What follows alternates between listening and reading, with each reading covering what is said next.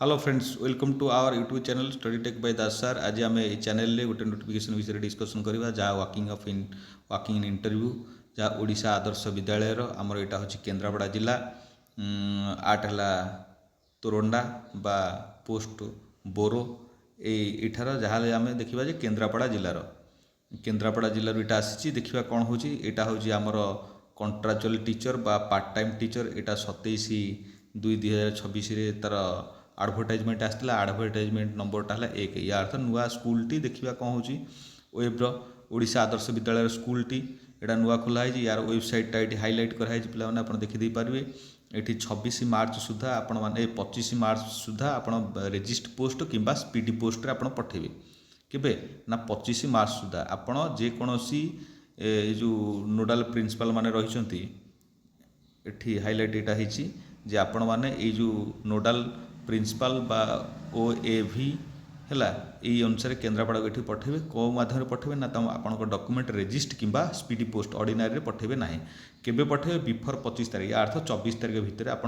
पठेबे। ताले physical document verification केबे होबो ना 26 मार्च रे होबो। ताले 26 मार्च रे फिजिकल वेरिफिकेशन होबो। आपण 24 तारीख भितर कौन करेंगे ना आप डॉक्यूमेंट को सेंड करेंगे जहाँ स्पीडी पोस्ट किंबा रेजिस्ट पोस्ट आपण दुनिया दिन अच्छी किसी असुविधा नहीं। बर्तमान 7 तारीख है 24 तारीख बा 25 तारीख बहुत दिन अच्छी देखा कौ पोस्ट पर बाहर आमर TGT English T Odia Hindi Sanskrit mathematics science social science भितर आपण जीव इकोनॉमिक्स जीव बा पॉलिटिकल साइंस जीव आपणकर हिस्ट्री जीव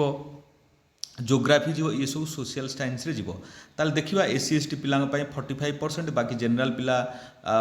आपणकर 50% से माने ये करथिबा दरकार ताकर जदि इंटीग्रेटेड बीड कोर्स करथिबे ताहाले भी कले भी हबो जो माने NCERT अनुसार करथिबे किंबा यदि ग्रेजुएशन जो माने करथिबे ताकर 50% एग्रीगेट मार्क थिबो आर्ट्स कॉमर्स भी हेइथिले चलिबो किछि असुविधा नै किंतु से माने बीड करथिबा आवश्यकता अछि। बीड करथे कोटे NCTE रे से माने बीड करथिबे से माने TGT पई तांको 20,000 दरमा से माने देबे पार्ट टाइम। ताले PGT इंग्लिश आउ फिजिक्स केमिस्ट्री बायोलॉजी आमर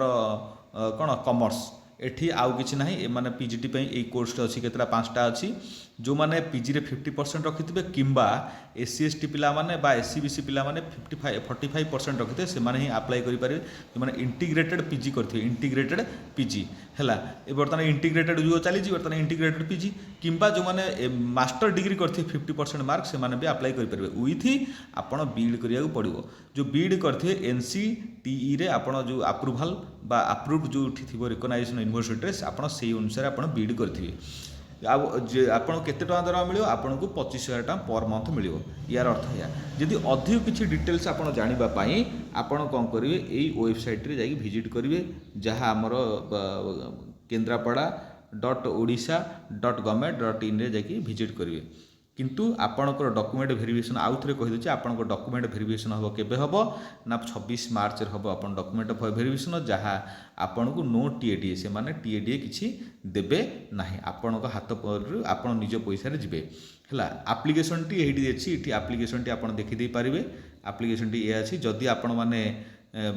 ये करेंगे एप्लिकेशन आपन को निहाती दरकार ताहाले आपण माने एई जो मोर माने ये अछि चैनल टी कौन यूट्यूब चैनल ना अनुसार मोर अच्छी कौन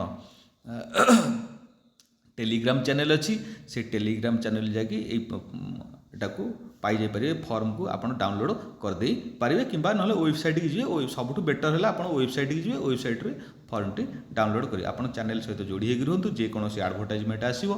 बा नोटिफिकेशन आसो ये चैनल आप निश्चित अपलोड कर नोटिस जीव नोटिफिकेशन पड़ेगा जे से आप जानीपारे जे कौटी फॉर्म अप्लाई करेंगे कौटी फॉर्म अप्लाई आप क्वालिफिकेशन अनुसार फॉर्म अप्लाई कर रही। धन्यवाद, थैंक यू।